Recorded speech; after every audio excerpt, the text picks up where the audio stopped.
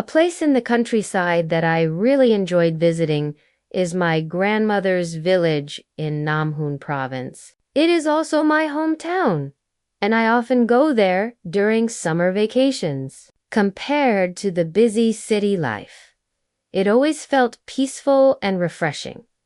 What impressed me most was the beautiful natural scenery. There were endless green rice fields, small rivers with clear water, and bamboo trees lining the paths. I also loved the fresh air and the slower pace of life, which gave me a strong sense of relaxation. Another reason I enjoyed it is that I have so many childhood memories there. The village witnessed how I grew up and spent time with my family and friends, so it is very special to me. Overall, my grandmother's village is a countryside place that I always remember with fondness, and I would love to go back whenever I need peace and quiet.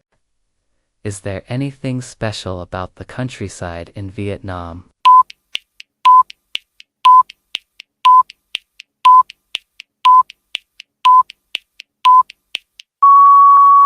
There are many special things about the countryside in Vietnam. In many places, houses often have fields behind them and a small lake in front. However, nowadays, some of these lakes are being filled with soil and sand. Another special thing is the people live. You ever get lost? You can ask anyone, and they will happily guide you to the house you are looking for. People in the countryside treat each other like family members, which creates a very warm and close community. What do people usually do when going to the countryside?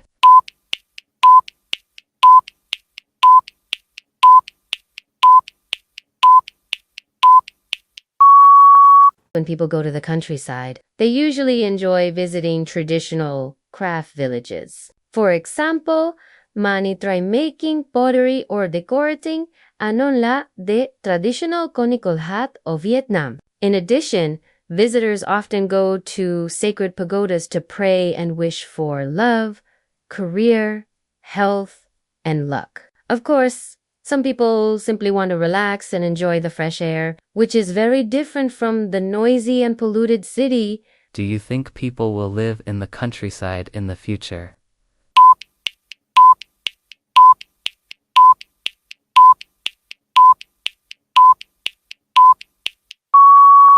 In the future, I think more people will choose to live in the countryside. When people reach around 35 years old, they often want to settle down and enjoy a slower, healthier lifestyle. At that stage, many are financially secure, so they don't have to worry too much about money. However, big cities still offer advantages such as major hospitals, advanced health care, and top universities, which makes the countryside less convenient in some ways. Overall, I believe that as people get older and feel tired of the competitiveness in cities, they will prefer moving to rural areas for peace and balance. What advantages can tourism bring to a city?